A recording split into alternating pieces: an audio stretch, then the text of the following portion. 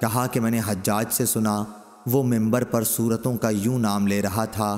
وہ سورہ جس میں بقرہ گائے کا ذکر آیا ہے، وہ سورہ جس میں آل عمران کا ذکر آیا ہے، وہ سورہ جس میں نساء عورتوں کا ذکر آیا ہے۔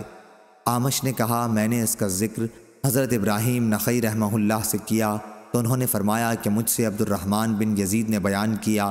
کہ جب حضرت عبداللہ بن مسعود رضی اللہ عنہ نے جمرہ عقبہ کی رمی کی تو وہ ان کے ساتھ تھے۔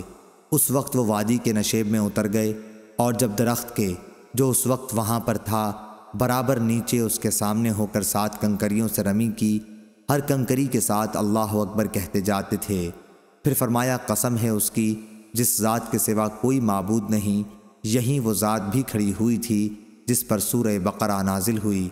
صحیح بخاری حدیث نمبر 1750۔